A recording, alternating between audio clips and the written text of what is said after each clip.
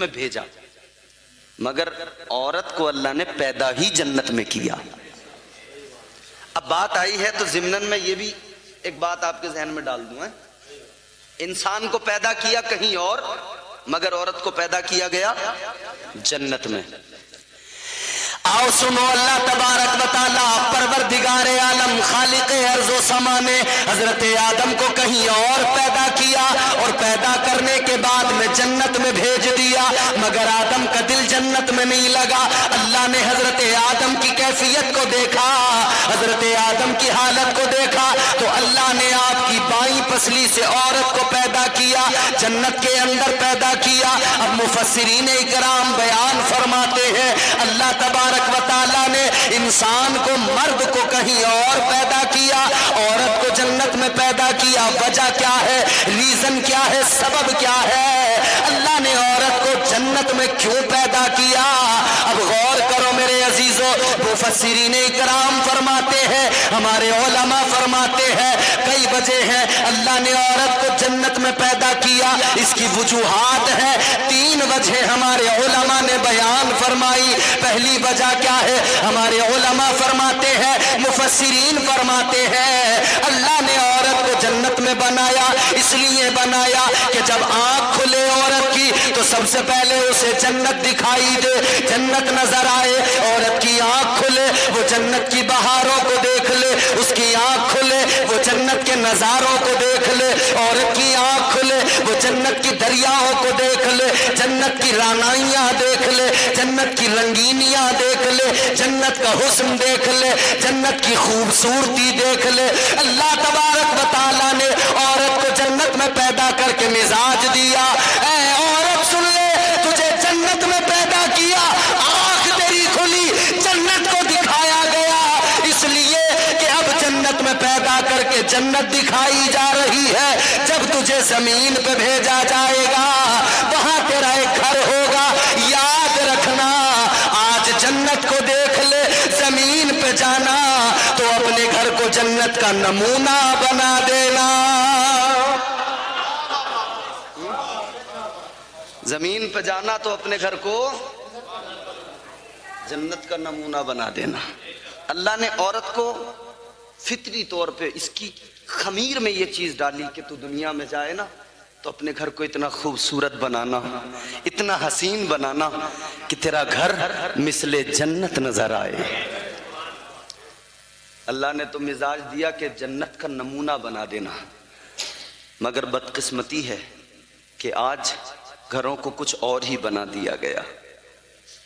ایک وجہ، دوسری سنیے، اللہ تبارک و تعالیٰ نے عورت کو جنت میں پیدا کیا، دوسری وجہ ہمارے علماء نے بیان کی کس لیے پیدا کیا۔ دوسری وجہ یہ ہے جنت کے اندر اللہ تبارک و تعالیٰ نے حوروں کو پیدا کیا ہے۔ حوروں کا تذکرہ سنا ہے، حوریں جنت میں موجود ہیں، اور حوروں کی خوبصورتی یہ ہے، حضور فرماتے ہیں اللہ نے حوروں کو وہ حسن عطا کیا ہے، اگر کوئی جنت کی حور اپنی ایک انگلی ذرا سی دنیا میں زمین پہ ظاہر کر دے تو یہ جو سورج کی روشنی ہے یہ پھیکی پڑ جائے، یہ جو چاند کی چاندنی ہے یہ پھیکی پڑ جائے۔ یہ حسن ہے جنت کی حور کا، بڑی خوبصورت ہیں جنت کی حوریں۔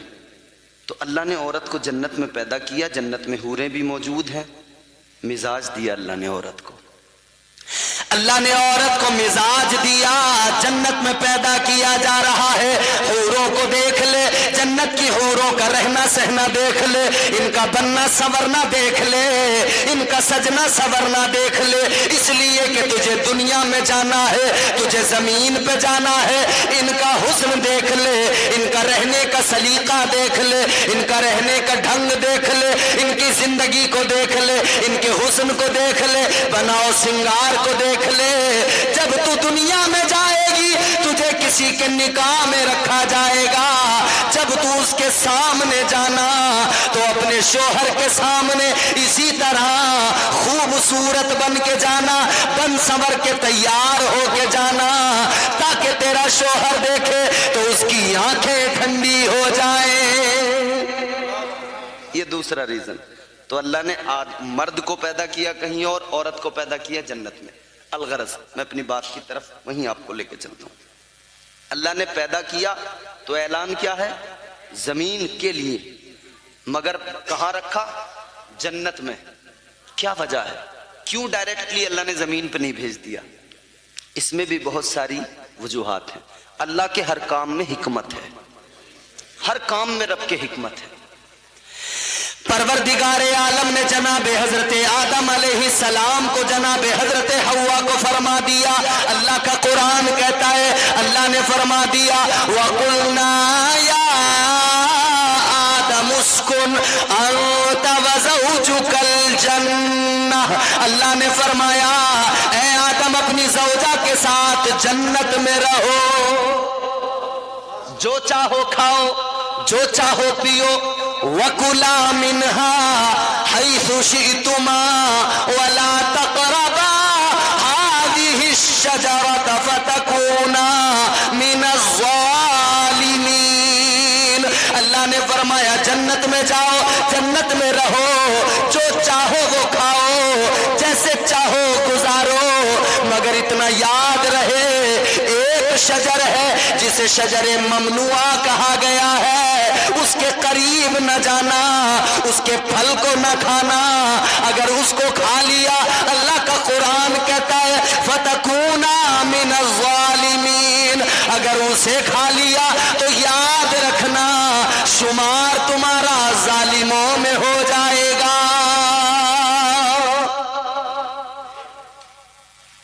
اللہ نے جنت میں رکھ دیا، مگر پھر وہی بات میں آپ سے کہوں گا، جنت میں رکھ دیا لیکن اعلان تو یہ تھا نا کہ زمین کے لیے بنایا، تو جنت میں کیوں رکھا؟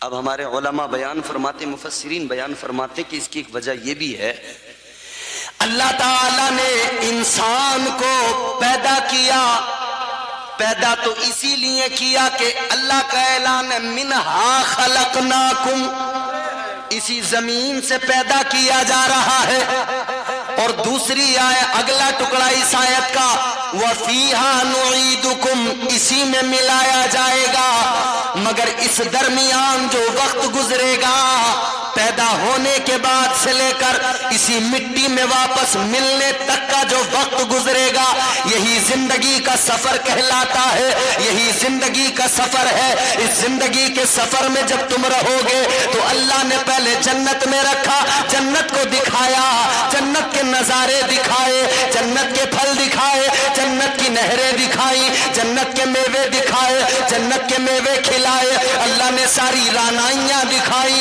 اور یہ مزاج دیا اے انسان جا تو رہا ہے زمین پر، ایک تھوڑا سا وقت تجھے گزارنا ہے، لیکن اتنا یاد رکھ لے تیرا اصل ٹھکانہ یہی جنت ہے، وہاں تھوڑی سی گزارے گا باقی زندگی یہی گزارے گا۔ آج تجھے جنت کے اندر جنت کے نظاروں کو دکھایا گیا، جا زمین پہ جانا اور جانے کے بعد میں اس جنت کو بھول نہ جانا، اس جنت کو یاد رکھنا، وہ سفر ایسے کرنا، زندگی ایسے گزارنا کہ جب تم واپس آئے تو تیرا ٹھکانہ صرف جنت ہو، کہیں اور تیرا ٹھکانہ نہ ہو، اسے یاد رکھنا، یہی جنت تیرا ٹھکانہ بنے۔ دوسری وجہ بھی سنیں، اللہ نے پیدا کیا جنت میں رکھا، دوسری وجہ کیا ہے؟ پروردگار عالم نے دوسری وجہ بھی مفسرین فرماتے، دوسرا یہ اللہ کے ہر کام میں حکمت، دوسری حکمت یہ ہے کہ اللہ نے حضرت آدم کو جنت میں رکھا تو یہ بھی فرمایا کہ شجر ممنوعہ کے قریب نہ جانا۔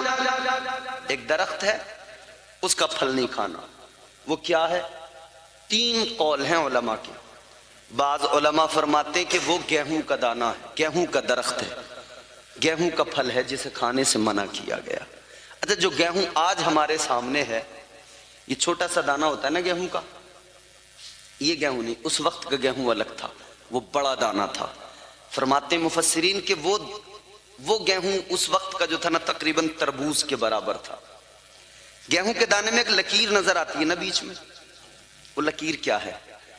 فرمایا گیا کہ جب حضرت حوا نے دانے گندم کھایا اور آدھا حضرت آدم کو کھلایا تو انہوں نے توڑ کے کھایا، وہ بڑا تھا تو توڑ کے آدھا خود نے کھایا، آدھا حضرت آدم کو کھلایا۔ جس دن سے انہوں نے توڑا اسی دن سے گیہوں کے دانے میں لکیر پڑ گئی۔ اللہ تعالیٰ نے حضرت آدم علیہ السلام حضرت حوا کو کہہ دیا اس درخت کے قریب نہ جانا، تو علماء فرماتے ہیں کہ یا تو وہ گیہوں کا دانہ، گیہوں کا پھل، یا پھر وہ انگور ہے، یا پھر وہ انجیر ہے۔ بہرحال اللہ نے منع کر دیا اس کے قریب نہ جانا، لیکن شیطان ازلی دشمن ہے، شیطان انسان کا ازلی دشمن ہے۔ اللہ تعالیٰ نے قرآن مجید میں فرمایا یا ایھا الذین آمنوا لا تتبعوا خطوات الشیطان انہ لکم عدو مبین۔ اللہ نے فرمایا اے ایمان والو، شیطان کی اتباع نہ کرو، شیطان کے بہکاوے میں نہ آؤ، شیطان کے پیچھے نہ چلو۔ یاد رکھو یہ شیطان تمہارا کھلا دشمن ہے، شیطان ازلی دشمن ہے۔ شیطان اس وقت سے دشمن ہے جب آدم کو بنایا گیا، پہلے بشر کو بنایا گیا، تمہارے میرے باپ کو بنایا گیا، نسل انسانی کے باپ کو بنایا گیا، آدم بنے، آدم کو سجدہ کرنے کا اللہ نے فرشتوں کو حکم دیا۔ اللہ نے فرمایا وَإِذْ قُلْنَا لِلْمَلَائِكَةِ اسْجُدُوا لِآدَمَ فَسَجَدُوا إِلَّا إِبْلِيسَ۔ اللہ نے فرشتوں کو حکم دیا آدم کو سجدہ کرو، سارے فرشتوں نے سجدہ کیا، شیطان نے نہیں کیا، ابلیس نے نہیں کیا۔ اللہ نے لعنت کا طوق گلے میں ڈال دیا، مردود بنا دیا، اپنی بارگاہ سے نکال دیا، فرمایا دفع ہو جا۔ اب یہ بن گیا دشمن حضرت آدم کا، کہنے لگا مولا میں آدم کا دشمن ہوں، آدمیت کا دشمن ہوں، میں انسان کا دشمن ہوں، اور مولا تجھ سے میری گزارش ہے یا اللہ تجھ سے ایک معروضہ ہے۔ اللہ نے فرمایا بول کیا کہنا چاہتا ہے؟ لعنت کا طوق گلے میں پڑ گیا، ابلیس بن گیا، لیکن اللہ سے مانگ رہا ہے۔ اللہ نے فرمایا بول، کہنے لگا مولا میری عمر کو بڑھا دے، میری عمر کو لمبا کر دے۔ اللہ نے فرمایا ٹھیک ہے، تیری عمر کو طویل کیا جاتا ہے۔ کتنی لمبی عمر اللہ نے کر دی۔ اللہ نے فرمایا جا جا شیطان جا، جب قیامت کا پہلا سور پھونکا جائے گا تب تک کہ تجھے عمر دی جاتی ہے۔ اللہ نے عمر طویل کر دی۔ اب آگے بڑھو، اللہ کی بارگاہ میں کہنے لگا قال فبعزتک لأغوینہم اجمعین۔ اللہ کی بارگاہ میں کہنے لگا اے مولا مجھے تیرے عزت و جلال کی قسم ہے، جب تک میں زمین پر رہوں گا، جب تک دنیا میں رہوں گا، انسان کو بہکاتا رہوں گا۔ اللہ کی عزت و جلال کی قسم کھائی، قال فبعزتک لأغوینہم اجمعین، کا بہکاتا رہوں گا۔ تو یہ ہے ازلی دشمن۔ تو اس نے ادھر اللہ کے بارگاہ میں قسم کھائی تو کام بھی فوراً شروع کر دیا۔ اب اس نے کہا مجھے بہکانا ہے انسان کو۔ اس نے کہا یار میں جنت میں آتا جاتا تھا، مجھے نکال دیا گیا، کس کی وجہ سے؟ آدم کی وجہ سے، تو اب میں آدم کو بھی جنت سے نکالوں۔ تو اس نے کہا اب کیسے نکالوں؟ جنت میں تو جا نہیں سکتا، تو کیسے کروں؟ اچھا میری بات جو ہے نا تھوڑی سی طویل ہو رہی ہے، میں اسے بہت جلدی نیچے لاؤں گا سمیٹ کے، مگر ضمناً بات آ رہی ہے تو میں عرض کر رہا ہوں۔ ابھی میں اپنی گفتگو کا پہلا ٹکڑا بیان کر رہا ہوں، منہا خلقناکم، اس زمین سے، اس مٹی سے اللہ نے پیدا کیا۔ پھر اگلے ٹکڑے پہ ہم آئیں گے، پھر اسی میں ملنا ہے۔ شیطان لگ گیا کام پہ، کیا کرنا ہے؟ کہنے لگا مجھے آدم کو بہکانا ہے۔ اس نے تو قسم کھائی تھی نا انسان کو بہکاؤں گا، تو پہلے ہی انسان کو بہکانے کی کوشش کرنے لگا۔